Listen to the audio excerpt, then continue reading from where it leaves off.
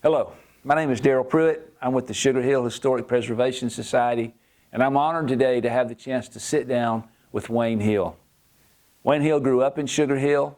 He was in the first graduating class of North Gwinnett High School. He has attended Sugar Hill Church for many years and served as the sexton for the historic Sugar Hill Cemetery. Wayne has experienced the growth of Sugar Hill, Beaufort, Suwannee, Gwinnett County, and the creation of Lake Lanier.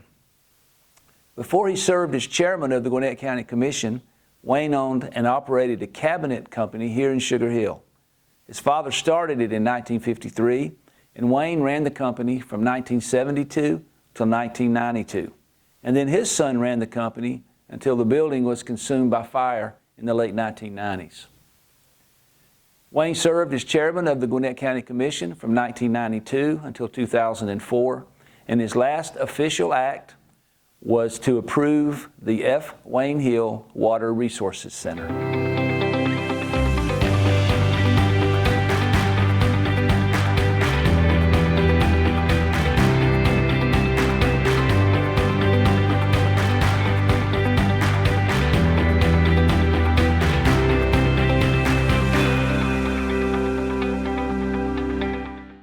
Wayne, thank you for taking some time to be with us today. Before we get into Sugar Hill area specific matters, I'd like to ask you, what do you think were your most important, greatest achievements as chairman of the Gwinnett County Commission? Phew, I don't know if I can come up with one single thing. I told somebody at lunch today, I had a lot of good people around me, and they came up with a lot of things that I got credit for. But the wastewater plant, I guess, is the one that sticks out that carries my name. I guess it's very proud of, and you know, today the environmental center, there's a statue over there. I'm proud of it, but as I told somebody, that statue could have had several heads on it. I had a lot of folks working with me, so I don't know that there's any one thing. I think when I look back at the time I was in office, there's probably never been a time in Gwinnett County so much was accomplished. And I'm very proud of that. Now, it was hard. It wasn't as easy as a lot of people think it is. I laugh. Judy Waters and Tommy served 4 years. No, they served 2 terms. Tommy Hughes and Judy had both served on city councils. And they came at the same time I did. And between the 3 of us, we got a tremendous amount accomplished. And of course, we had Charlotte there. And we all worked together. Doesn't seem like it works that way anymore. Well, I know the county has a lot to thank you for. Well, I'm just honored to serve. A lot of people don't even realize why I ran, and you may get into this, why I ran for chairman. Alton Tucker Boulevard here. Mr. Tucker's middle name's Wayne. And he lived 2 houses up from my granddaddy, so I got his middle name where Wayne came from. Ah. And I actually ran for a district seat in '88 and didn't win. And he got me off to the side and says, "You need to run for chairman." I said, "Mr. Tucker, you've lost your mind." So anyway, he's the reason I ran for chairman. So a lot of history with Sugar Hill, with Mr. Tucker, and what I did at the county. Oh, that's fascinating. That's good stuff. He actually did a ceremonial swearing us in. He'd already retired, but I got him to come back and got pictures of him before he died. And he was just a great, great man. That's fantastic. Thank you for sharing that. Yep. Let me ask you, were you born in Sugar Hill? Yes, I was. I was born just over the hill here. And one of the former mayors lived in the house I was born in. Mr. Wages, I think they called him Jimbo Wages. I think he was mayor way back. And my mother and daddy lived in one side of the house, but that's the house I was born in. It's still over there, believe it or not. How about that? Can I ask you what year that was? 1942. 1942. I just turned 77. Well, I hope I'm in half as good a shape as you. Well, I hope you don't have a messed up hip. Yeah, I'm gonna stay off horses. I love my horses. I got all my horse riding out when I was by 16 or 17. Well, I've had one since I was 12, so I guess I'll have one till I kick the bucket. Were your parents from Sugar Hill area, Gwinnett County? Well, my mother actually grew up here. They lived in Lawrenceville a while, and then they moved over here. Okay. And my granddaddy has had deep roots here. Now, on the other side, on the hillside, my granddaddy was born in Decula in 1882. So from both sides, I've got pretty deep roots. When you think about Tribble Mill, my great-granddaddy Tribble came out of North Rockdale. And I wonder if it's connected to Tribble Mill. And then my great-grandmother was a Langley over in Lawrenceville. We got Langley Drive. I don't know if there's a connection there or not. Oh, wow, that's some very So it big could be Gwinnett deep County. roots. Yeah, very much so. Very much so. That's interesting. Yeah. As I understand, your father started a cabinet company. He did. Was his background in business? What kind of background did he have? No, my dad actually had a real rough growing up time. His dad, my granddad, I never knew him, but he wasn't a very nice fella. My dad actually was put in the CCs. You know what that is? But I wish you would tell for the people that don't. Yeah, he was in I think they called it Conservation Corps. And right during the Depression, things were tough. My granddaddy put him in it. He actually went as far as Oregon and helped build some parks. Oh. So he had a rough time growing up. Daddy had about a 4th grade education, never did have the opportunity to get much of an education, but he was a hard worker, and he always wanted to be in business for himself. So he worked at General Motors a while, saved some money, and finally got enough money to open a little cabinet shop. And he opened it when I was about 16, and when I worked with him in school, and then I came out of school and went in with him. He had another guy, and they were struggling, and I bought the other guy out. And then Daddy kindly turned it over to me, and we took off with it. And I ran it for 32 years before I ran for office. Oh, wow. Wow. He retired a little after I took over and moved up in the mountains and enjoyed life a while. Nice. That's nice. Now, was your mom typical stay-at-home mom? Did she have any? No, my mom actually ran a beauty shop here in Sugar Hill. Francis Beauty Shop. That's right. My mother-in-law has talked about. That's right. Everybody in the world went to Francis. Well, at the time, when she first started, it was up in what we call Green's Curve, where the overhead bridge goes today. Okay. We went through, and it was Mangram's Curve or Green's Curve. And Mr. Messier had a barber shop, and she worked for him on one side, running a little beauty shop. And then later moved down where the inspection station is at the house there, and that's where she opened her beauty shop. How about that? So both parents were very industrious. They were both hard workers, and we during the war, my mom actually worked for Bona Allen up at where they call Tannery Road now, which has never been the Tannery, and she actually made shoes. She'd walk from here up to Beaufort to work every day, and they redid shoes for the Army during World War II while my dad was in service. And you were born during that time then? I was born in that economy right before my dad left, and born here in Sugar Hill. That's why I got deep roots. And she actually bought a lot on Hannah Street down there. I don't think it was called then Roosevelt Circle. One of the first, I think, subdivisions anywhere around this part of the country. And they're all cut up in lots. Dutch Humphrey, Mr. Humphrey actually cut them up. And she bought the lot. When Dad got out of the service, Mr. Humphrey built him a house, the house where the muffler shop is. Okay. And I think it cost them $1,800. I don't know how long they paid on it, but we lived around the other side of Roosevelt Street where I almost died. I had diphtheria. Oh my. And the house over there needs condemning, taken down now. It's right below Mr. Robinson's place. But anyway, we moved from there around to where the muffler, the admissions place is now, in a horse and wagon.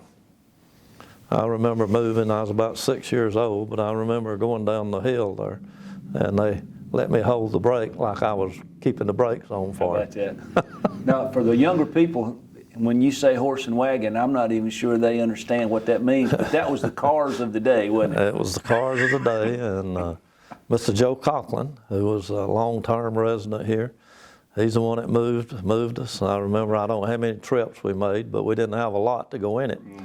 And we moved in the house, there was no running water. Wow. And my uncle tried to dig a well, and it didn't work out too good. But later on, we got running water. Didn't have an inside bathroom. Had an outhouse set nearly where Peachtree Industrial is today. There was no Peachtree Industrial. No. All the dirt, all the roads were dirt. Even here in front of City Hall was a dirt road. Wow. So now, when if you go back to some of your earlier memories of just things around the Sugar Hill area, anything in specific that stands out? Well, you know, you remember things that the roads used to be completely different, and there was. I went to school here across the road in the old school building. Remember that? There was a couple of stores right past where Level Creek comes in. Stores there. And then, of course, Rocky's out where the two roads came, where 20 and what we call Alton Tucker today comes in. But stuff like that you remember. You remember the dirt roads. I remember up where the school was, old white school on the hill here, we played kickball around in the front yard, and I remember people would park on the road, and a young lady ran out between two cars and got killed one time. I remember that.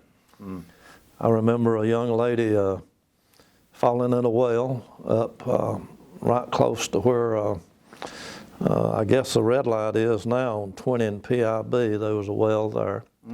And I remember a young man went down in the well. They let him down on the rope and pulled her out. And she's already dead. So stuff like that sticks in your mind. Yes. And there's a lot of history around with it. When we went to church here at Sugar Hill, our Sunday school class was in the old school building. And we'd go up the hill to the little kids, and Miss Chesser was our teacher. And we'd go up there, and of course the old gym was there then. And you know, there was a hole in the floor in the gym, and you could slip in. We'd go in, and you didn't have to have a key. We'd go in under the bleachers and go play basketball, and nobody said anything. How about that? So stuff like that sticks in your mind forever. Yeah. A lot of growing up. Well, I know from talking with you before that your roots and your family's roots in Sugar Hill Church go back a long ways. I'm assuming church was probably a pretty big part of life too. It was, and you know, I told someone again at lunch today, I tell how old I am, I watched them build Lake Lanier. And we had RAs back then at our church. And a gentleman came and was our RA leader from Texas, and he was one of the supervisors over at the lake.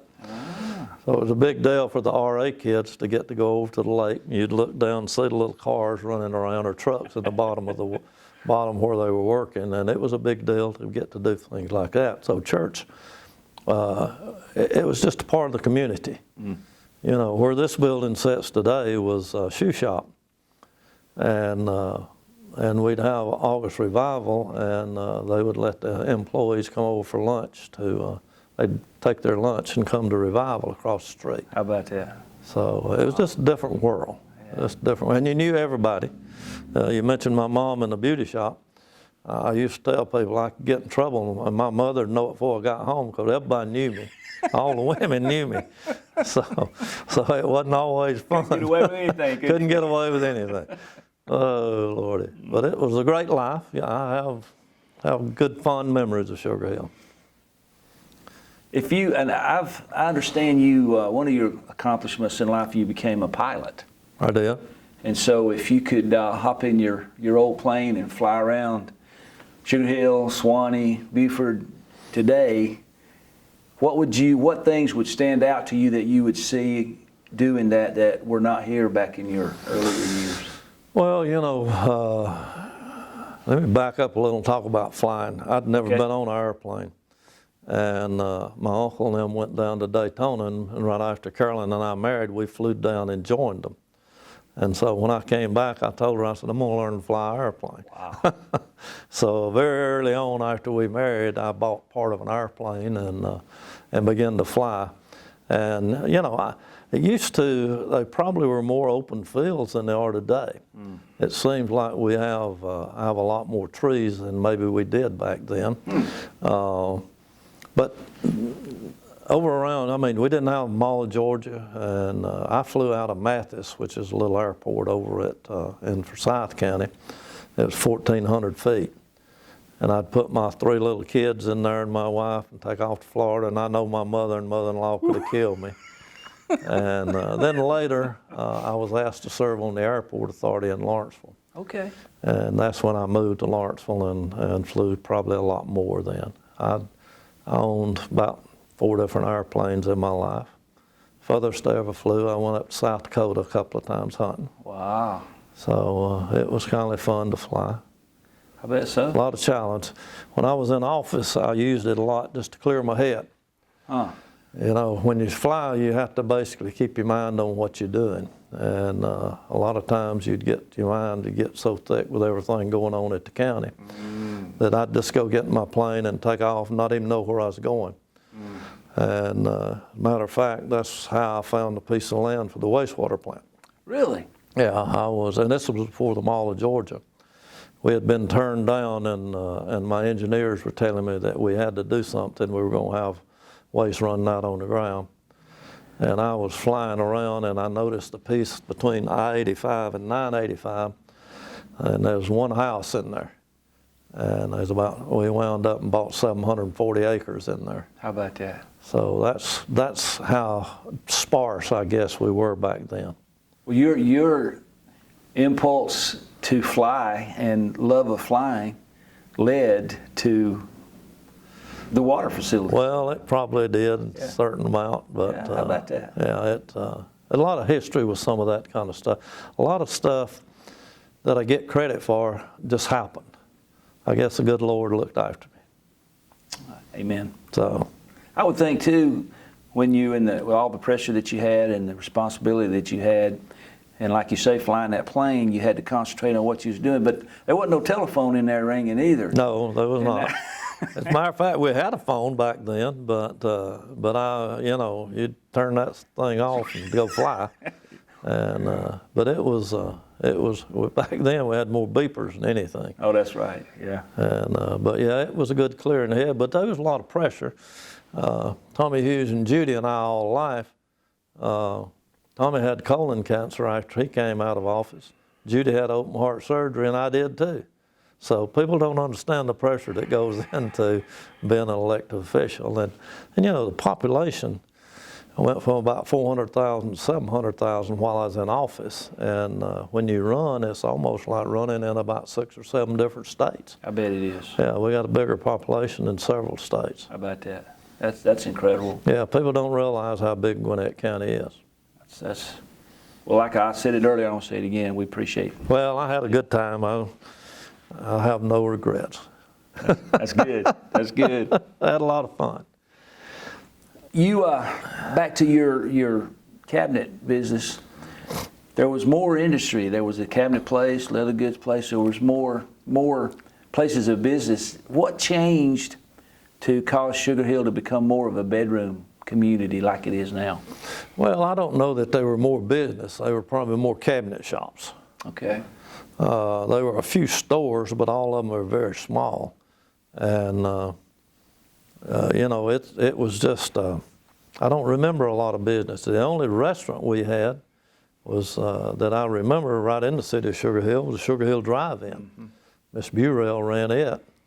And, of course, we had a bowling alley there in the curve out here. And, matter of fact, I set pins when I was about 10, 12 years old. Is that right? They had the little, we call them duck pins, and they get a nickel a line. All right. So it was pretty hard work, but we had the bowling alley, had the skating rink. Mr. Humphrey built a skating rink, and then just little stores, but we didn't have really business as such. Okay. Sugar Hill wasn't near as big back then as it is now. And I don't know, how many was in the city at that time, but it was not huge by any means. You knew everybody. Well, you mentioned earlier about Lake Lanier. Was the creation of Lake Lanier, was that a controversial thing in the Beaufort Sugar Hill area? I don't remember it being controversial. They tried to do it in the 30s. I didn't know that. Yeah, you know, there's been a lot done with water wars and everything. Hartsville tried to get it done in the 30s. Okay. And World War II came along. It got put off. And so he was looking for a water source for Atlanta. And it got put off. Well, later, when they came back, they went to D.C. and they tried to get money for it. And they finally got $25 million. And that's what it cost, evidently, to build it then. But it was done for flood control. Okay. So that's part of this deal with the water wars.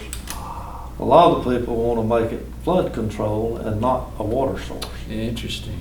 So there's a lot of history there with that thing, and I learned a lot more about it when I was in office and dealing with the water. So, but yeah, the water, the lake was something that was good. You know, I think it in '85 is what basically opened up at this end of North Gwinnett. That makes sense. Yeah, 'cause Absolutely. '85 opened in about 61. So. Changed things. Things really began to change everything. after that. Yeah, changed everything. Yeah. So.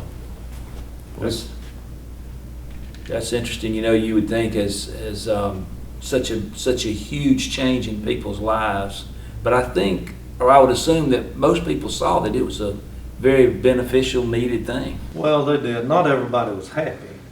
You know, some of the farmers that lost their land and they didn't pay a lot of money for it back then. A lot of the farmers were not happy, but it has proved to be something that was very much needed. I certainly wouldn't say everybody was happy, but it changed the world. But about the time they built Lake Lanier, there probably wasn't 38,000 people in the whole county. So when I got out of high school at North Gwinnett in 1960, there were 42,000 people here. That's hard to believe. Well, it is hard to believe, and when you look at the change that's took place, I mean, it's just astronomical, and what most people don't understand, it's not over. Oh, no. I mean, we're gonna grow out to probably 1,004,000, 1,005,000, and any kind of land that's open is gonna be filled up now. But we'd go across there, and some of the folks and another RA director, we had a baseball team at the church, and they'd carry us down to see the Atlanta Crackers. Yeah. And we'd go down and they'd have some little, where the players would get on the field with you and work with you a little, and that was a big deal for a bunch of country boys from Sugar Hill. Man, I bet it was. Yeah. I bet it was. And that road 23, I mean, that was the only way. Well, you either went down Highway 23 or Highway 29 or Highway 78 if you went to Atlanta. Yeah. No, and coming from here, it was 23 from this direction. From this side was 23. I grew up in Toccoa, and the only way to get to Atlanta was 23 Highway when I was little. Yep, it's, I mean, it's just a different world, but the different world is how many people we got to. I mean, nobody, if you'd have told me what we're gonna have today, I'd have said you were crazy. And it's not done now, that's what I tell people. No, it's not done. Well, It's yeah. not finished. If you got a good thing going, people want to get in on They it. do. And that's, I mean, to me, that's the bottom line. Yeah. People want to go where something's happening. People wanna go where there's something happened. I remember going to a funeral for somebody down in South Georgia. And his sister died, no, his mother-in-law died. And he said, I'm going to Gwinnett County tomorrow. He had a heavy equipment. He said, I'm starving to death down here. And so he went to Gwinnett County and evidently done real well. So, Let me ask you this, if you and I were to, it's a pretty day outside, if you and I were to go out there and take a walk, what would be some of the things you'd make sure that I saw in Sugar Hill?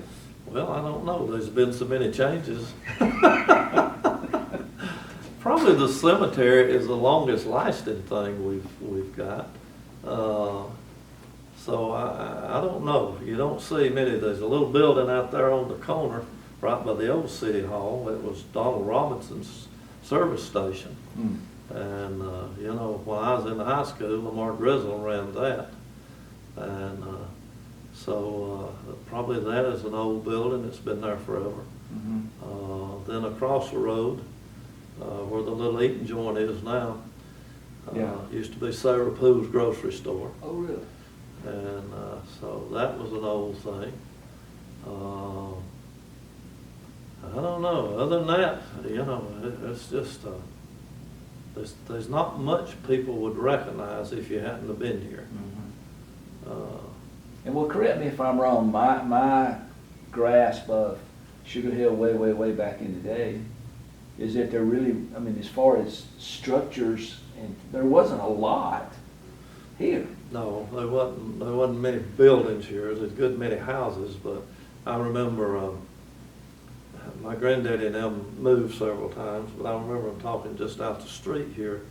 They lived in a house, and my uncle said you could see the chickens through the cracks in the floor. And I don't see how people lived. We were very poor people. And I don't think we had power in Sugar Hill till like 1935. Oh my goodness. I was on a trip one time with some Georgia Power people, and the guy said he was the foreman when they brought power from Beaufort to Sugar Hill, and I think he said 1935. How about that? So we were very poor, not a lot of people, but everybody, we didn't have, everybody knew everybody, you'd help one another, you know, that kind of stuff. I remember the older folks talking about the cemetery. Somebody died, they'd ring a bell and they'd all come dig a grave. How about that? Wow. Wow. So a lot of changes like that if you hadn't been here, you don't even understand. But we didn't grow up with a lot, but a lot of good people grew up. That little, well, I mentioned Roosevelt Circle.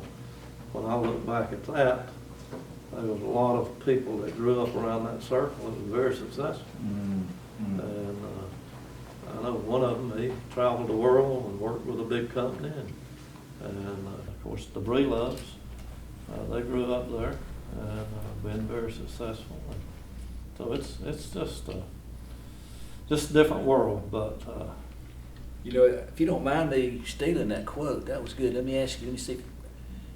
We didn't have a lot growing up, but a lot of good people grew up. That's good stuff. That is good stuff. Good stuff. And everybody knew everybody, and you just, if you needed something, you figure out how to make it happen. And you know, it's kind of like the fire department. You know, the reason we wound up with the fire department in Sugar Hill is because Marion and Glad's store burned. And Beaufort at the time wouldn't come outside the city limits. Oh. So the citizens, all of us went together, and we got out and raised money and bought the first fire truck. And so then we tried to figure out how to staff it, and we did it by volunteers. And of course, Larry Bailey had a cabinet company, and I had one. And during the day, our employees were the firemen. And they never missed a paycheck. If they were going on a fire, Larry paid his, and I paid mine. And so you just helped one another. It was just the way it was. You just knew you had to help one another. And yeah, looking back on some of that, it's a wonder how we even got it all together. But we had a good bunch of people that was interested and cared about the community, and they wanted to see it better. Yeah, and obviously that has happened. Yeah, that has happened. Yes. And so it's still happening. It is still happening. So we're going to continue to grow here, and hopefully it's going to be good for everybody. Well, that brings me to my next question, right in line with that. What do you think Sugar Hill might be like 50 years from now? Gosh, I don't know if I can answer that one, because I sure couldn't answer what Gwinnett was going to be like in 50 years. But well, you're a bit of a visionary, so let's just, yeah, yes. I think it's going to turn into a city, a walkable city.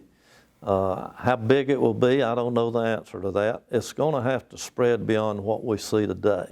You know, it may have to go up and down PIB and around, on north on PIB, on 20. But it'll have to continue to spread, and I think it will. Once you get good things going on, it's kind of like you said a while ago, you get good things going on, a lot of people want to come. Yeah, yeah. So I think it will continue to grow. I think it'll be a prosperous city. So it's kind of like Swanee. You know, I live in the city of Swanee now, and said didn't until I got annexed. But anyway, when I married Carolyn, she was from Swanee and I was from Sugar Hill, and we got halfway in between. And people ask me all the time how Swanee did what they did. I said, well, they elected a bunch of people that didn't know they couldn't do it. There you go. And I think maybe that's what's happening in Sugar Hill. Yeah. You don't know what you can do till you start trying and make things happen. Well, I know I feel very fortunate to be here at this point in time. It's a great place to be. Yeah. And yeah, I have deep roots for Sugar Hill. And you know, my land actually joins, I guess, part of Sugar Hill down there. I'm in Swanee, but I'm right on the border. We're there. going to claim you. Well, I claim being from Sugar Hill. When I was in office, everybody says, "Well, you're from Buford." I said, "No, I'm not. I'm from Sugar Hill." There you go. Amen. Amen. So, but I always got Bill being from Buford, I reckon, because it's the north end of the county. How do you spend your time these days? Well, I'm working part-time for an engineering company. I still do some work. I've retired about 5 times, and but I still do some work. And as a matter of fact, had lunch with the commissioner today. Okay. And that's my value. I still know some folks. And as Paul said earlier, we'll go down to Savannah this weekend, and the company I'm with, we'll have a booth and see a lot of the folks. Actually got dinner Friday night with the mayor of Macon. How about that? Robert Reichert. He's a good friend I've known a long time, and he's actually a brother-in-law to a guy I hunt with. Oh. So I still got a lot of connections, and that's what I do. Yeah. Other than that, I'm around home, and I love to get out in the woods and hunt, and still do a lot of that. So stay busy. Don't you travel up and do some like big game hunting and stuff like that? Well, I've been out. I've had the opportunity to hunt in a lot of the western states, and I've been to Argentina twice hunting. And so, you know, I enjoy that kind of stuff, and the good Lord blessed me so I could do it. Yeah, yeah. So it's like I tell people now, we got a little hunting club down in Baldwin County. We don't kill a lot, but we have a lot of fun. There you go. And you don't have to shoot like you used to, but it's just a lot of fun to get in the woods, wake up in the morning and watch the sun come up in the woods. Well, let me ask you this. If you were able to speak to not only the current generation, but future generations of Sugar Hillians, what words of wisdom would you pass on? Probably I would say they need to understand probably on the shoulders that people went before them. It's kind of like I've been reading a lot of books lately about D-Day. And people don't understand what happened that day so that we can have the freedom we got. There's been a lot of people that worked hard here in the city. I mentioned Mr. Tucker, Nelson Brogdon, Mr. Count, Mr. Wages. All those folks had visions. And I think people need to understand somebody went before them and made a way, and they need to understand they need to recognize that somebody paid a price for them to even have the opportunity to do what they're doing today. And that was probably the best wisdom I could give them. Do the best you can. I mentioned I had lunch with the commissioner, and I told her today, I said, you know, the main thing you need to be doing is doing what's best for the people. And I think as long as we get good people involved in Sugar Hill and they're doing what's best for the people, it'll always be successful. That's great. That's great.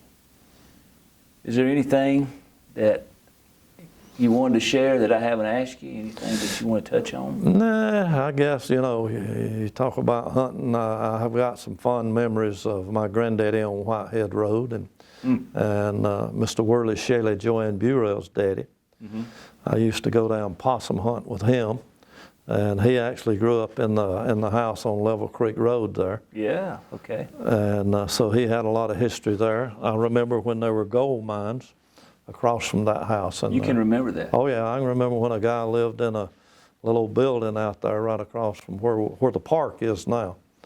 And I can remember him living in that. Stuff like that I wish people could understand where we come from. This is helping them understand. So this. Well, I hope it helps some of them to understand it. It ain't always just been like it is today. And so yeah, I used to come through here on my bicycle at night, and it's a dirt road. And you'd pedal real hard coming by the cemetery. And they used to be right out here in front of City Hall. It's where it rained, there'd be a bunch of sand. And if you wasn't careful at night, that bicycle would get out from under you. Well, it didn't take you long to get back on it. That's cool. You'd get up and get gone. But I can remember stuff like that. And back then, kids were kids. I can remember them soaping windows and maybe setting somebody's chair on top of the building, but we never were destructive. And I hope we can always keep that kind of attitude going in Sugar Hill. Amen. Amen. So that's about all I know. It's mine's been a good life. Like I say, I was born in Sugar Hill. I tell people I got a headstone across the road with my name on it. All they got to do is fill in the last date. And I intend to be here forever till the Lord comes back. There you go. Well, I just want to say that we really appreciate you taking this time, and that you are and have been a great blessing to Sugar Hill and Gwinnett County, and we're thankful. Well, it's been a blessing for me to get to do what I've done. It's just, it's been quite an honor. Thank you, sir.